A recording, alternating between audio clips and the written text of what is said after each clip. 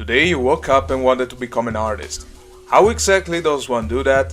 Well, of course you click on Jamman Super's video and learn it right away. But why would you watch my video? Well, I have quite a few reasons. First one being this drawing.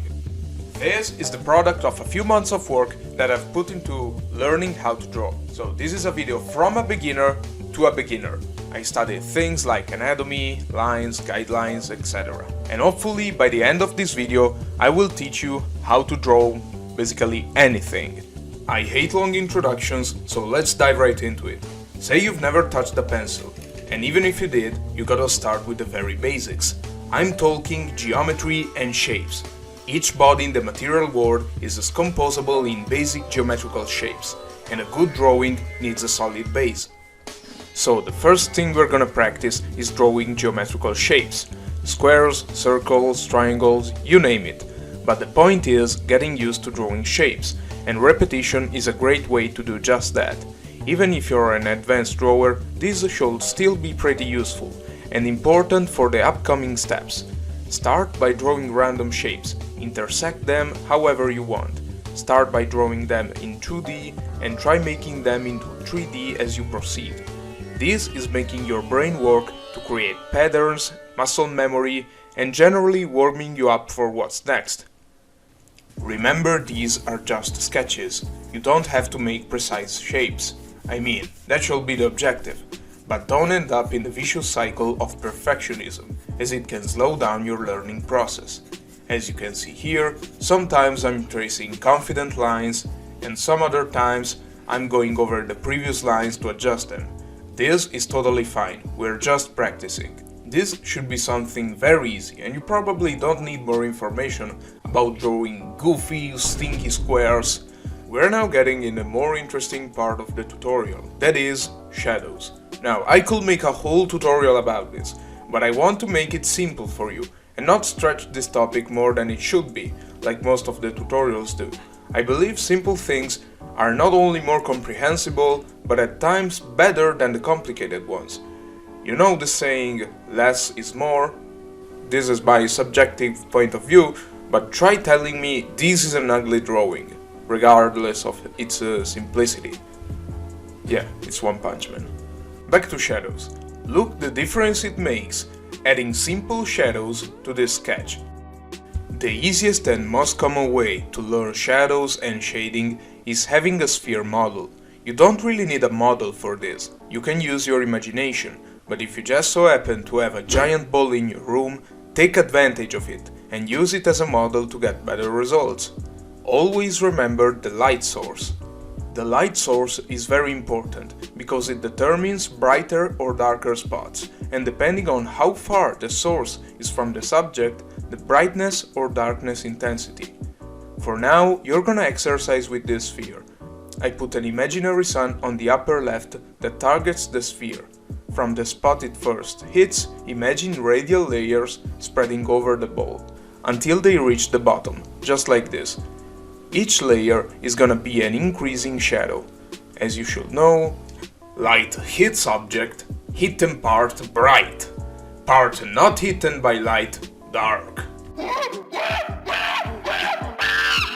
Sometimes you will need to do some fading for your shadows, especially in realistic drawings, and simply put, fading is going from 100 to 0, where 100 is you pressing forcefully on the paper with the pencil, and 0 barely touching the paper at all. What's in between 100 and 0 is the hard part. This once again is something that needs to be practiced through repetition. In school I did this art project that required me to make blends of colors and helped me to learn fading. But I do not recommend you go through this pain, it's excruciating. But for the sake of this video, all we care about are simple shadows, those that define depth and plasticity of your drawing. Take a look at this for example. From a plain flat-ass drawing to a sculpted, plastic, Greek god looking drawing. Our brain only needs little hints of shadows to perceive depth or plasticity. That's why you don't need great skills of shading to make good shadows. What I think is important is where you place your shadows. Take a look at this coat for example. I put shadows only in the deepest creases. The folds that face the light source need to be left white, or whatever paper you're using, implying that's the brightest area, and boom, shadows accomplished. But you know what's even more important than good shadows in a drawing? That's right, pigeons! Just kidding. That's lines. Lines define the edges and structure of your drawing, and you wanna have confidence with them. What you see here is an exercise I found to help with different line thicknesses. And it's also great for that muscle memory that helps you make straight or curved lines. My hand is not steady at all, and practicing this helped me a lot, so that my drawings won't always look like a mess. Take in consideration, lines patterns can also be used to fill spaces and to make shadows. I'm just throwing this out there because I know there are a lot of artists that use this technique, and you might be interested. As you should know, everyone's art style is different. Until now, we learned about lines, shadows and shading, and I want to give you a test to see if you're worthy of proceeding with this tutorial. I want you to take a complex shape of your choice. Could be a weird jar, a case, a bottle. I'm going with this thing, and I want you to draw it, give it a shadow with line patterns as you've seen before, and shade it. If you like the result, then let's keep going. Otherwise, I don't really care, I'm not a cop.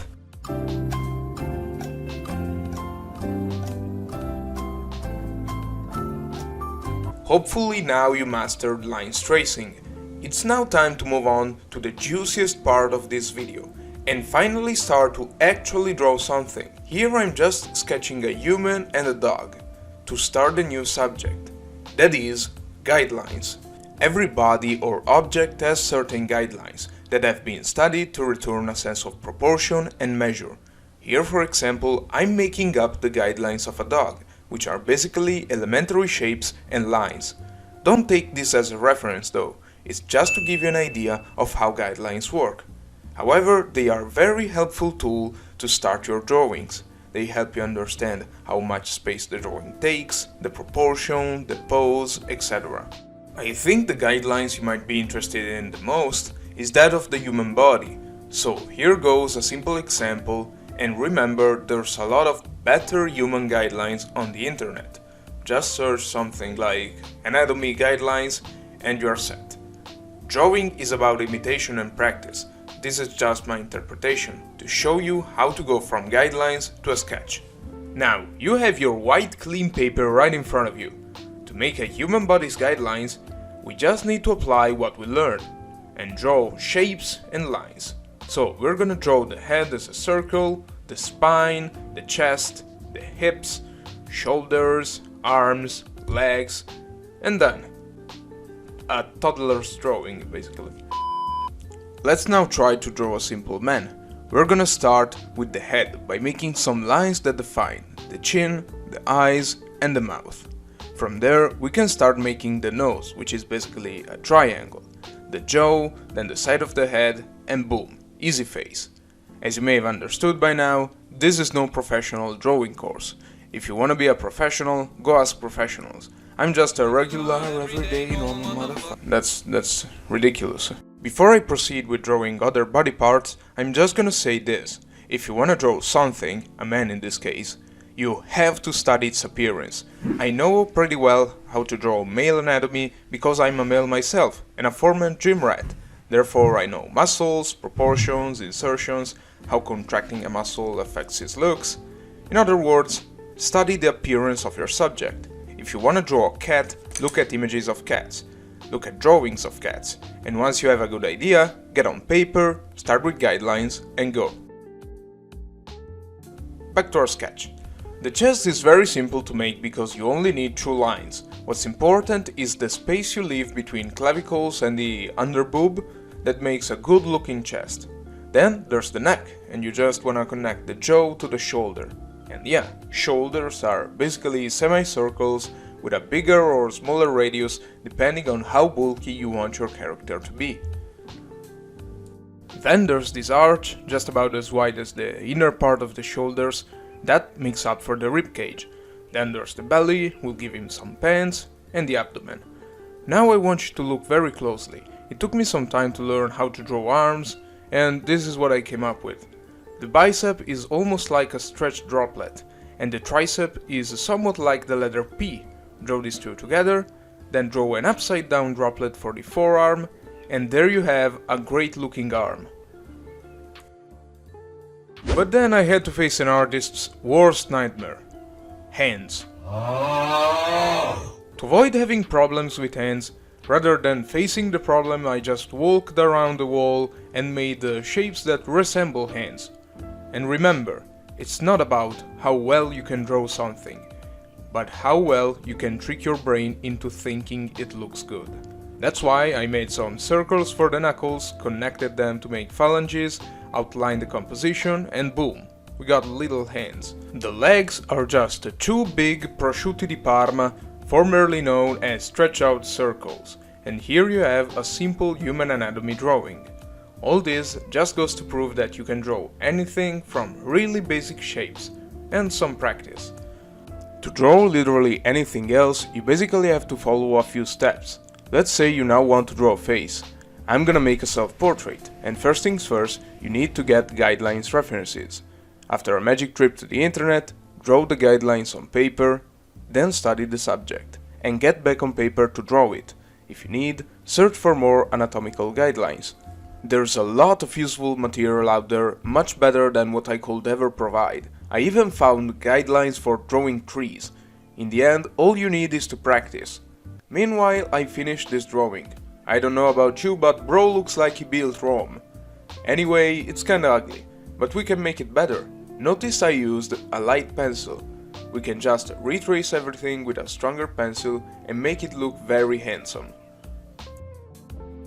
This is pretty much all I can teach you in a single video. Keep in mind, you have to trust the process and practice for this stuff, especially for drawings.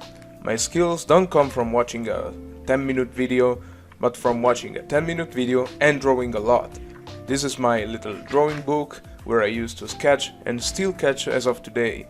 Just to remind you that everybody needs to start somewhere and that you will eventually improve. Just don't let a simple setback stop you.